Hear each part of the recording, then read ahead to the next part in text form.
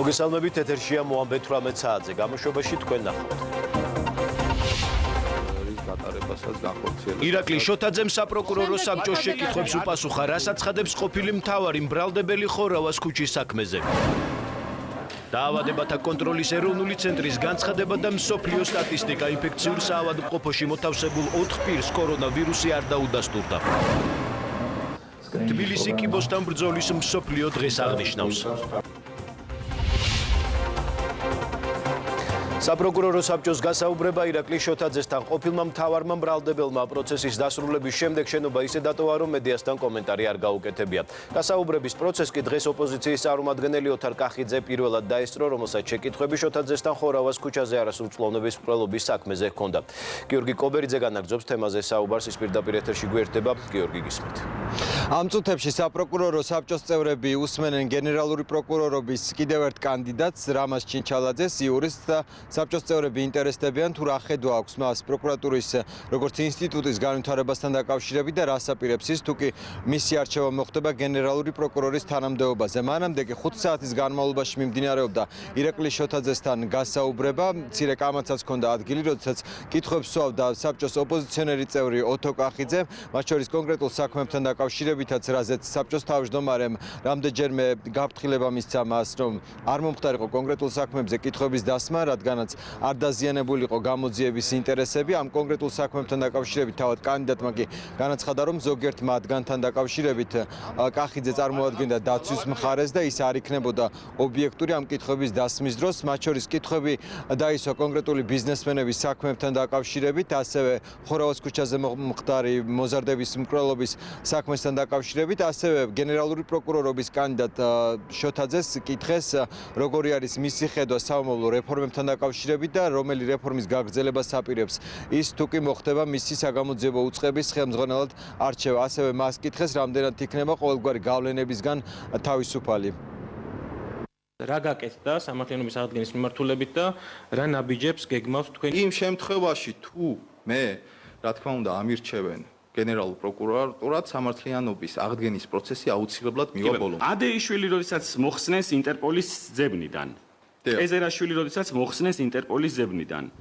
სააკაშვილი როდესაც არ დასვეს ინტერპოლის ძებნაზე და ოფიციალური უარი მიიღეთ ინტერპოლისგან. რატომ არ აღმოჩნდა თქვენი აზრით, საზოგადოებას რომ უთხრათ, საკმარისი ევროკავშირის წევრი ქვეყნების სასამართლოებისთვის თქვენ მიერ გაგზავნილი მტკიცებულებები? თქვენ უკაცრავად ამ საქმეებზე ადვოკატი ხო არ ბატონო ირაკლი ერთი წამი ბატონოთ საინტერესო არის. ადვოკატი ხო არ ბრძანდებოდით? ამ საქმეებზე გახლდით ადვოკატი. რამდენად ადეკვატური და რელევანტური არის თქვენი საქმეების გადმოტანა საპროკურორო საბჭოს ფორმატში, როდესაც პირადად ბრძანდებოდით ამ ადამიანების ადვოკატი და შეზღუდული ხართ პოზიციით. ლაშა თორდიას სცემა თქვენმა ყოფილმა კოლეგამ ბატონმა ოთარ ფარცხალაძემ წარუდგინეთ თუ არა ბრალდება სახელმწიფო პოლიტიკურ თანამდებობის პირზე თავდასხმის კუთხით. ყოფილი პრემიერი და შინაგან საქმეთა მინისტრი ციხიდან გაიყვანა თქვენ ჩემი მიერ ნახსენება ბატონმა ფარცხალაძემ. თქვენ ადვოკატი ბრძანდებოდით, ქონდათ სრული შესაძლებლობა დაგეფიქსირებინა თქვენი პოზიცია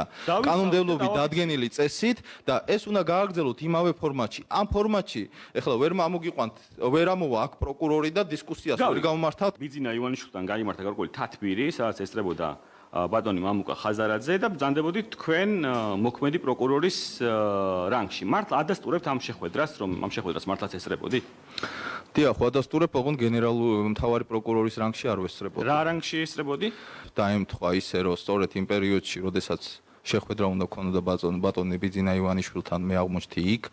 შესაბამისად, შეიქმნა უხერხოლობა და მე უბრალოდ დავესწარი ამ შეხვედრას. ამ შეხვედრაზე რომ გაჟღერებულიყო ისეთი რამე გარემოება, რომ მოხდარიყო ისეთი ფაქტი, რაც მე მივიჩნევდი, რომ ჩემი იქ დასწრება მიზანშეუწონელი იქნებოდა, მე დავტოვებდი ამ შეხვედრას. ეს შეხვედრა მიმდინარეობდა საკმაოდ მშვიდობიან მეგობრულ გარემოში, საუბარი იყო კონკრეტულ დავის საგანზე. ბიზნეს დავა.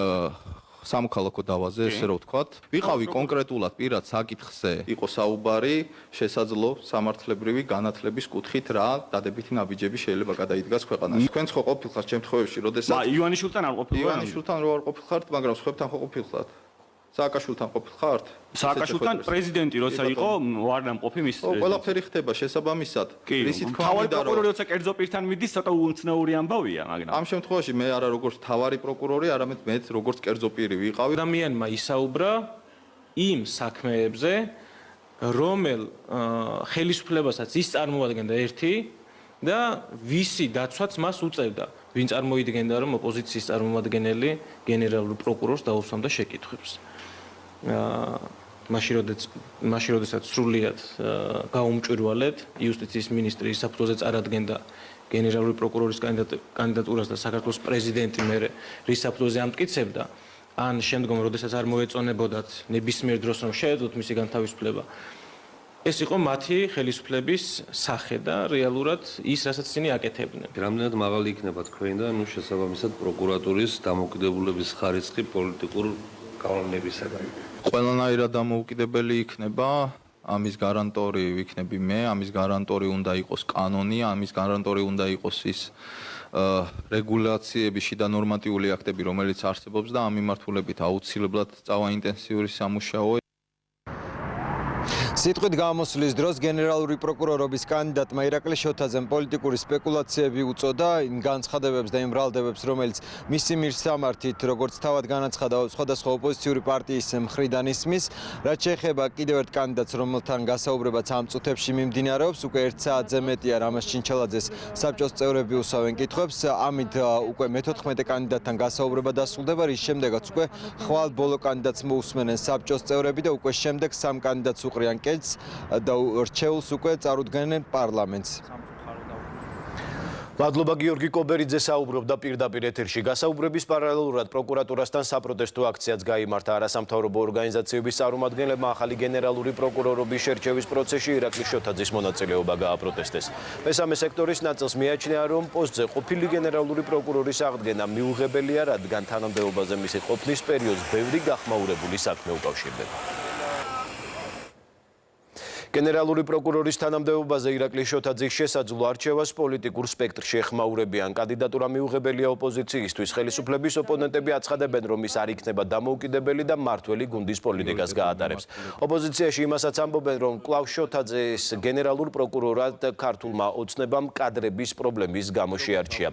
განსხვავებულია ქართული ოცნების წევრების პოზიცია. ირაკლი შოთაძეს ისინი პროფესიონალ კადრად ახასიათებენ. გენერალურ პროკურორად მისი მუშაობის პერიოდს კი უწყებაში განხორციელებულ წარმატებულ რეფორმებს უკავშირებდა. ესე რომ ვთქვათ, ინდივიდი იყო მე არ მახსოვს რომ დაუშვებელია. ვერ მოითმინეს უმრავლესობის წევრებმა და წინასწარ დაიწყეს ქება დიდება ყოფილი გენერალურ პროკურორის. ამით ამ პროცესს საერთოდ დაუკარგეს რაიმე ტიპის ინტერესიც და დემოკრატიულობის ნიშანი. ყველა ერთხმაში ამბობდა და აქებდა, რომ აი თუ კანდიდატურა იქნება წარმოდგენილი ირაკლი შოთაძის, დაუჭერთ მხარს. გასაგებია რომ დაუჭერენ, მაგრამ ხო უნდა გეყოს პოლიტიკური სიმწიფე, რომ თავი შეიკავდა ეს წინასწარ არ თქომაში, ამ კონკურსს ხო აბსოლუტურ ფარსად აცხადებდა. მან თავად დატოვა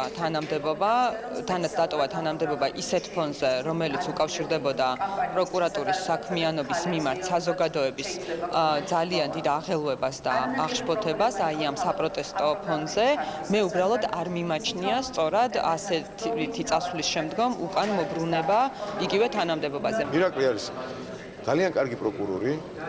მან ღირსეული ნაბიჯი გადადგა თავის დროზე, როდესაც კითხვის ნიშნები გაჩნდა და როდესაც კითხვის ნიშნები აღარ არსებობს, მე არ ვფიქრობ, რომ მისი წარმოდგენა იქნება პრობლემა და თუ მას წარმოადგენენ, მე როგორც ამ შემთხვევაში ჯერჯერობით ერთი დეპუტატი გეუბნებით, რომ აუცილებლად დაუჭერ ხაზს. ჩვენ ჩემმა კოლეგებმა მათ შორის რა თქმა უნდა ზოგადი განცხადებები გააკეთეს იმასთან დაკავშირებით, როგორია ჩვენი დამოუკიდებლობა კონკრეტულად ირაკლი შოთაძის მიმართ, თუმცა რაც შეეხება პოზიციას კონკრეტულად კანდიდატთან დაკავშირებით, ეს პოზიცია შეიძლება დაფიქსირდეს მხოლოდ მას შემდეგ, რაც საპროკურორო საბჭოს ჩვენ წარმოგიდგენს კანდიდატურას. მე პირადად ხარს დაუჭერ, თუმცა პარლამენტის პოზიცია უნდა დაფიქსირდეს მას შემდეგ, რაც ოფიციალურად კანდიდატურა იქნება წარმოდგენილი. სრულიად საქართველოს კათოლიკოს პატრიარქმა მღვდელმთავრებთან და სამღვდელოებასთან ერთად საქართველოში შეერთებული შტატების ახლად დანიშნული საგანგებო და სრულუფლებიანი ელჩი კელი დეგნანი და მისი თანხმლები პირები მიიღო. საპატრიარქოს ინფორმაციით, შეხვედრაზე საუბარი შეეხო შეერთებულ შტატებსა და საქართველოს შორის არსებულ მეგობრულ ურთიერთობებსა და საქართველოს წინაშე არსებულ გამოწვევებს. შეხვედრაზე პატრიარქმა ხაზი გაუსვა ოკუპირებული ტერიტორიების მშვიდობიანი გზით დაბრუნების აუცილებლობას და შეერთებული შტატების მიერ საქართველოსთვის გაწეული თან დახმარებისთვის მადლობა გამოხატა. შეერთებული შტატების ახლად დანიშნულ ელჩთან სამუშაო შეხვედრა გამართა შინაგან საქმეთა მინისტრმა. შეხვედრაზე ორ ქვეყანას შორის არსებული თანამშრომლობის გაღრმავების შესაძლებლობები განიხილეს. ვახტანგ გომელაურმა ხაზი გაუსვა კრიმინალის წინააღმდეგ ბრძოლის, დანაშაულის პრევენციისა და საზღვრის დაცვის სფეროში თანამშრომლობის გაძლიერების მნიშვნელობას. ბაღდადში მომხდარ ტრაგიკულ ფაქტზე გამოძიება მიმდინარეობს. ექსპერტ კრიმინალისტები ხანძრის გამომწვევი მიზეზების დადგენას ცდილობენ, რომელსაც 6 ადამიანის, მათ შორის 4 მცირეწლოვანი ბავშვის სიცოცხლე შეეწირა. ამ ეტაპზე გაურკვეველია, რატომ იმყოფებოდა გორგოძეების ოჯახი მიტოვებულ სახლში. ბაღდადის მერის ინფორმაციით, სოციალურად დაუცველი და მრავალშვილიანი ოჯახი საცხოვრებელი ფართით 2012 წელს დააკმაყოფილეს და ოჯახი იქ წლების განმავლობაში ცხოვრობდა. მუნიციპალიტეტის პირველი პირისთვის უცნობია, თუ რატომ მიიღო დედამ მიტოვებულ სახლში შვილების გადაყვანის გადაწყვეტილება. ოფიციალური ინფორმაციით, აღნიშნული ოჯახი იღებდა სოციალურ შემწეობას და სარგებლობდა უფასო სასადილოს მომსახურებით. პირველი საჯარო სკოლის მოსწავლეები იყვნენ, ერთი ბავშვი თუ ორი, მე მაღალ კლასებში ვასწავლე, ჩვენთან სწავლობდა და მოყავდათ ბებიას და დედას ნორმალურად და რაღაცა დახმარებები ჰქონდა. შესახლებულები იყვნენ, იმ სახლში არავინ არ ცხოვრობდა და შევიდნენ ის თვითონ. არ ქონდა და ბუნებრივი აირი იყო სახლში? არა. ვითმებოდა ოჯახი. რავი, შეშაზე ვამბობდნენ, შეშეფეჩი გვინთიაო და ვერ გეტყვი. და მიზეზი ხანძრის ხო არის? არაფერი. ვარაუდოთ? არ ვერ გეტყვი. არ ვიცი რა. ცხოვრობდნენ, კაი ამ სახლი ქონდათ აგე. ბინა ქონდათ, კაი ის ქონდათ, ყველაფერი ქონდათ. ელექტროენერგიით და ბუნებრივი აირით? დიახ. ნამდვილად ამიტოვებულ სახლში ხო არის? არ ვიცი რა. არ ვიყავი აქეთ, რომ გვიგე წუხელ გევიგე და წამევედი. მეტი არაფერი არ ვიცი. ფინანსურ ხარდაჭერას ეს ოჯახი იღებდა მაქსიმალურს, რაც კი შეიძლებოდა მიეღოთ, არა მარტო სოციალური დახმარება, არამედ მერის მხრიდანაც ეს იყო ერთჯერადი დახმარებები, ეს იყო მრავალშვილიანობის, ეს იყო საკვები პროდუქტები, დამატებით გარდა იმისა, რომ ისინი სარგებლობდნენ ესე ვთქვათ საზოგადოების ობიექტით და რეალურად თუ რაიმე დახმარება სახელმწიფოდან შეიძლებოდა, მათ ეს ყველაფერი მიღებული ჰქონდათ. სოციალური მომსახურების სააგენტოში განმარტავენ, რომ გავრცელებული ინფორმაცია თითქოს გორგოძეების მრავალშვილიან ოჯახს სოციალური დახმარება შეწყვეტილი ჰქონდა, სიმართლეს არ შეესაბამება. ჯანდაცვის სამინისტროს წარმომადგენლის ინფორმაციით, კომუნალური კოდის არარსებობის გამო ოჯახს დახმარება 3 თვით ჰქონდა შეჩერებული, თუმცა დეკემბერში მათ 3 თვის ანაზღაურება ერთიანად მიიღეს. სოციალური მომსახურების სააგენტოსთვის უცნობია, თუ რატომ და ვისთან იმყოფებოდა ოჯახი სახლში, სადაც ხანძარი გაჩნდა. ბაღდადში მომხდარი ტრაგედიის გამო პოლიტიკური დებატების გარეშე გაიხსნა დღეს პარლამენტის საგაზაფხულო სესია. სხდომაზე დეპუტატებმა ხანძრის შედეგად დაღუპულების ხსოვნას პატივი წუთიერი დუმილით მიაგეს.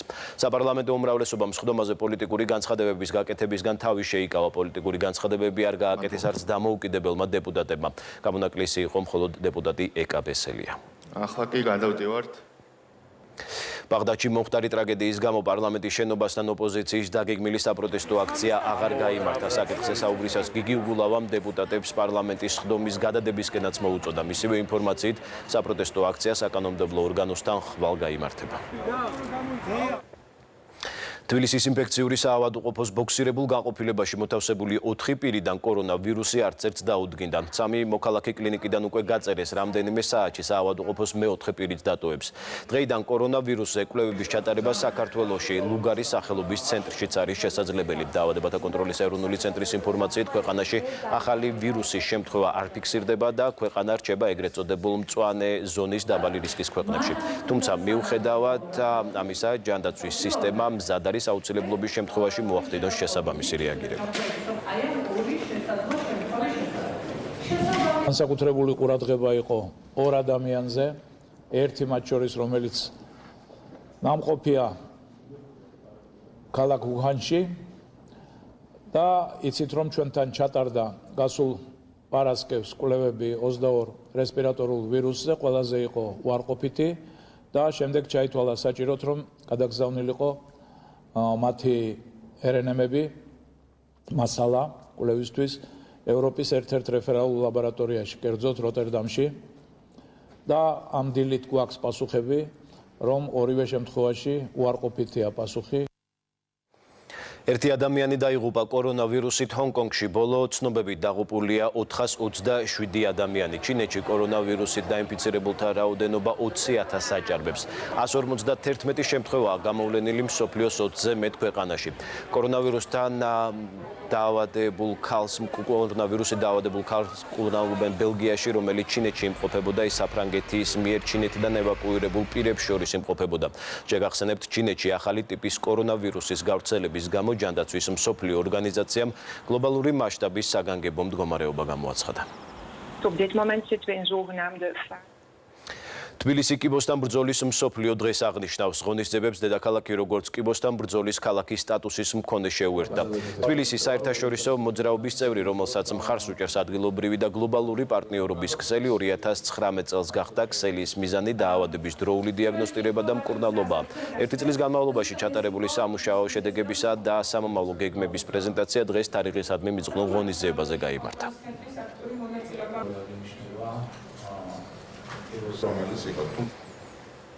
პროტესტი განათლების სამინისტროსთან 350-მდე ქართველი სტუდენტი, რომლებიც საზღვარგარეთ სწავლობენ, ქართულ უნივერსიტეტებში მობილობას უგამოცდოთ ითხოვენ. აქციის მონაწილეებმა მარჯანიშვილის ქუჩის გადაკეტვას სცადეს, რისი საშუალებაც მათ სამართალდამცავებმა არ მისცეს. ახალგაზრდები ამბობენ, რომ მოთხოვნის დაკმაყოფილებამდე შიმშილობას იწყებენ. პროტესტის ერთი მონაწილე შეუძლოდაც გახდა ადგილზე სასწრაფო სამედიცინო დახმარება გამოიძახეს. პრობლემის მოსაგვარებლად ისინი განათლების მინისტრთან შეხვედრამდე კი გამოცდის გადადებას მოითხოვენ. არსებული კანონმდებლობით მათ მხოლოდ ერთი ზოგადი უნარების გამოცდა უნდა ჩააბარონ, რის შესახებაც განათლების სამინისტროს ინფორმაციით ისინი თავიდანვე ფლობდნენ ინფორმაციას. მობილობის მსურველი სტუდენტებისთვის უნარების გამოცდა ხვალ ტარდება.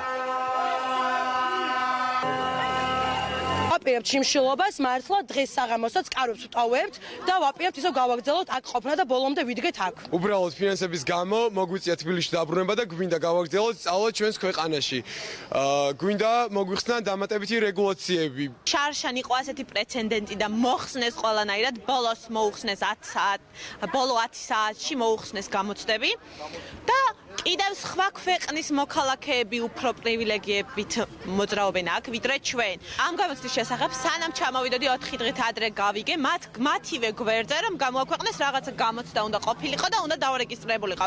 გვითხრეს რომ რატომ დარეგისტრირდით თუ ამას არ ეთანხმებითო. უბრალოდ სხვა გზა არ ქონდა. ერთი წლის წინ მათ უკვე იცოდნენ, ანუ საქართველოს მოქალაქეებმა, რომლებიც აპირებდნენ სწავლას უცხო ქვეყანაში, იცოდნენ რომ 2019 წლის 1 იანვრიდან ვინც მოიპოვებდა სწავლის უფლებას უცხო ქვეყნის უმაღლეს საგანმანათლებლო დაწესებულებებში, მოუწევდათ მხოლოდ ერთი გამოცდის ზოგადი უნარების გამოცდის ჩაბარება. პრივილეგირებულ მდგომარეობაში ნამდვილად არიან, იმიტომ რომ საქართველოს მოქალაქეებს მოგეხსენებათ ერთიანი ეროვნული გამოცდების შედეგებით უწევთ 4 გამოცდის ჩაბარება, 3 სავალდებულო და 1 არჩევითი საგანი. ამ პირებს, ანუ საქართველოს მოქალაქეებს, რომლებიც უცხო ქვეყანაში სწავლობდნენ და უნდათ გამოცდა, უწევთ მხოლოდ 1 გამოცდის ჩაბარება. სასმელი წყლის მიწოდების მოთხოვნით საპროტესტო აქცია გაიმართა გარდაბნის რაიონის სოფელ სართიჭალაში. აქციის მონაწილეები ამბობენ, რომ სასმელი წყლის პრობლემა სოფელს წლები აწუხებს და ბოლო 2 კვირაა მათ ტექნიკური წყალიც კი აღარ მიეწოდებათ. ადგილობრივები ამბობენ, რომ პრობლემის მოუგვარებლობის შემთხვევაში ისინი პერმანენტულ საპროტესტო აქციებს გამართავენ. ადგილობრივი მერის ინფორმაციით, გარდაბნის მუნიციპალიტეტის ინფორმაციით, სოფლის წყალმომარაგების უზრუნველსაყოფად საპროექტო სამუშაოები დასრულების ეტაპზე არის, შემდეგაც გამოცხადდება ელექტრონული ტენდერი სამშენებლო სამუშაოებზე, რაც შეეხება ტექნიკური წყლით უზრუნველყოფას, შეზღუდვა მაგისტრალურ არხზე სარეაბილიტაციო სამუშაოებს უკავშირდება და ის ხვალიდან უნდა აღდგეს.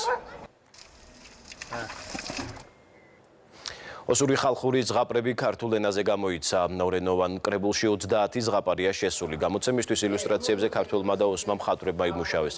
წიგნი ივანე ჯავახიშვილის სახელობის თბილისის სახელმწიფო უნივერსიტეტის ქართულ ოსურ ურთიერთობათა სამეცნიერო კვლევითი ცენტრის ინიციატივით გამოიცა. წიგნი ღირებულია, რადგან მასში შესულია თითქმის ის ზღაპრები, რომლებიც არ თარგმნილა. ეს არის ბავშვთა და მოზარდთათვის ძალიან დიდი სულიერი საგანძური, რამდენადაც ალბერტ აინშტაინის სიტყვებს გავიხსენებ, რომელსაც უთქვამს, რომ თუ გინდა რომ ბავშვი გონიერი გამოვიდეს, მას ბევრი ზღაპარი წაუკითხე. ეს არის სახალხო დიპლომატია, ეს არის გამოყენება იმ კავშირებისა, რომელიც საუკუნეების განმავლობაში გაგვაჩნია და კარგი არის, როდესაც ესეთ ფორმატში გამოდის. გამოცემა ფაქტიურად ახდენს ოსური კულტურის პოპულარიზაციას და კიდევ ერთხელ ჩვენ ვხედავთ იმას, თუ როგორი დიდი საგანძური გვაქვს საქართველოში ჩვენი ეთნიკური უმცირესობების კულტურის, მათი ზღაპრების, ლიტერატურის თვალსაზრისით, რომელსაც სჭირდება გავრცელება.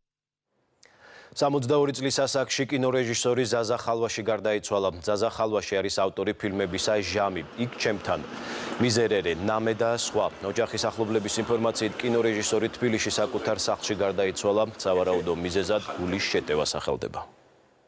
ესეთი პატარა ძალიან წყალბურთის კლუბი თბილისის დინამო დღეს ჩემპიონთა ლიგის გათამაშებაში ჯგუფური ეტაპის მერვე ტურის შეხვედრას გამართავს. რევაზ ჩომახიძის გუნდი ტურნირის ლიდერსა და მსოფლიო წყალბურთის გრანდს იტალიურ პრორეკოს უმასპინძლებს. შეხვედრა საწყალოსნო კომპლექს ოლიმპიზე 18 საათსა და 30 წუთზე დაიწყება. მატჩის პირდაპირ ტრანსლაცია საქართველოს პირველი არხი რამდენიმე წუთში შემოგთავაზებთ. ახალი ამბების სურდო თარგმანს ესმა იაკობაშვილი უძღვებოდა მომდევნო 18 საათზე დღეს ამით დასრულებულია. ყველა სიახლეს უცლად და 7 ენაზე გაიცანით ერთი ტივიჯიზე. გმადლობთ რომ გიყურებთ.